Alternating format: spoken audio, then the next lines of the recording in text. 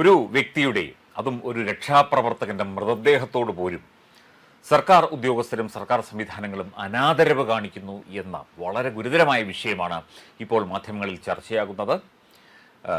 രാജേഷ് എന്ന വ്യക്തിയുടെ, അദ്ദേഹം കണ്ണൂരിൽ രക്ഷാപ്രവർത്തനത്തിൻ്റെ ഭാഗമായിട്ട് അദ്ദേഹം മറ്റൊരു ജോലിയുടെ ഭാഗമായി പോയതാണ്. അവിടെ ചെറുപുഴയിൽ രക്ഷാപ്രവർത്തനത്തിൽ ഏർപ്പെടുന്ന സമയത്താണ് അദ്ദേഹം മരണപ്പെടുന്നത്.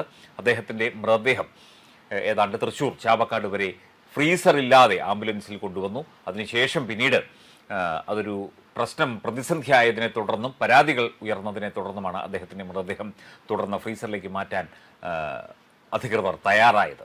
ഈ ഒരു വിഷയത്തിൽ പയ്യന്നൂർ തഹസിൽദാർ KP പോൾ എന്ന വ്യക്തിയെ ഇപ്പോൾ സസ്പെൻഡ് ചെയ്യും എന്നുള്ള വിവരമാണ് ലഭിക്കുന്നത്.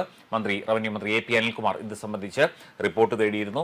മാത്രമല്ല കളക്ടറുടെയും മെഡിക്കൽ കോളേജ് സൂപ്രണ്ടിൻ്റെയും ഒക്കെ തന്നെ റിപ്പോർട്ട് ആവശ്യപ്പെട്ടിരുന്നു. അതനുസരിച്ച് ഇപ്പോൾ പയ്യന്നൂർ തഹസിൽദാർ അദ്ദേഹം ഇത്തരത്തിൽ ഒരു നടപടി കൃത്യമായി എടുക്കാത്തതുകൊണ്ട് അദ്ദേഹത്തെ സസ്പെൻഡ് ചെയ്യാൻ തീരുമാനിച്ചു എന്ന വാർത്തയാണ് പുറത്തു വരുന്നത്. മാത്രമല്ല നേരത്തെ ഒരു ആരോപണമുണ്ടായിരുന്നു, ഈ മൃതദേഹം നാട്ടിലേക്ക് തിരുവനന്തപുരത്തേക്ക് അയക്കുന്നതിൻ്റെ ഭാഗമായി 25,000 രൂപ രാജേഷിൻ്റെ മൃതദേഹത്തിന് ഒപ്പമുണ്ടായിരുന്ന അദ്ദേഹത്തിൻ്റെ സംഘാംഗങ്ങളോട് 25,000 രൂപ ചോദിച്ചു എന്നുള്ളതും, അതുപോലെ തന്നെ ഒരു ചെറുപുഴ പഞ്ചായത്ത് അംഗം അദ്ദേഹം 10,000 രൂപ വാങ്ങി അതിനുശേഷം പിന്നീട് എപ്പോഴും തിരിച്ചു നൽകി.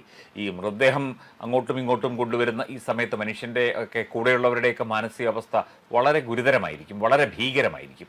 അപ്പോൾ അത്തരക്കാരെ ചൂഷണം ചെയ്യുകയും അത്തരക്കാരോട് കൈക്കൂലി ആവശ്യപ്പെട്ടു എന്ന് പറയുകയും അതുപോലെ മരിച്ചു കിടക്കുന്ന വ്യക്തിയോട്, ആ ഭൗതിക ശരീരത്തോട് അനാദരവ് കാണിക്കുന്നു എന്നൊക്കെ പറയുന്നത് ഗുരുതരമായ വിഷയമാണ്. അതും സർക്കാർ സംവിധാനങ്ങളിൽ കാലങ്ങളായി പ്രവർത്തിക്കുന്ന വ്യക്തിയാണ്.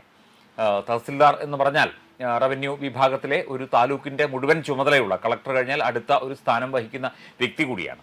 അദ്ദേഹം ഇത്തരത്തിൽ പെരുമാറുകയും ഈ മൃതദേഹത്തോട് അനാദരവ് കാണിച്ചു എന്നൊക്കെ പരാതി ഉയരുമ്പോൾ തീർച്ചയായിട്ടും അദ്ദേഹത്തിന് എതിരെ വകുപ്പ് തല അന്വേഷണവും മറ്റ് നടപടികളുമൊക്കെ വരും എന്നാണ് ഇപ്പോൾ മനസ്സിലാകുന്നത്. മാത്രമല്ല പോസ്റ്റ്മോർട്ടത്തിന് ശേഷം നേമത്തേക്ക് പോകാൻ ഫ്രീസറുള്ള ആംബുലൻസ് വേണമെന്ന് മരണപ്പെട്ട രാജേഷിൻ്റെ ബന്ധുക്കൾ ആവശ്യപ്പെട്ടിരുന്നു.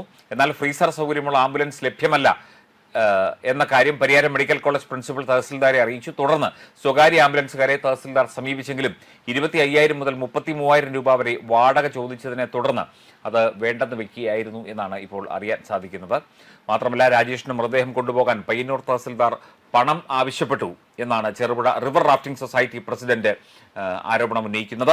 ആംബുലൻസ് വിളിക്കാൻ 25,000 രൂപ വേണമെന്നായിരുന്നു ആവശ്യം എന്ന് പ്രസിഡന്റ് അനൂപ് എന്ന വ്യക്തി ആരോപിക്കുന്നു. ഇത് സംബന്ധിച്ച് കണ്ണൂർ കളക്ടർക്ക് പരാതി നൽകും.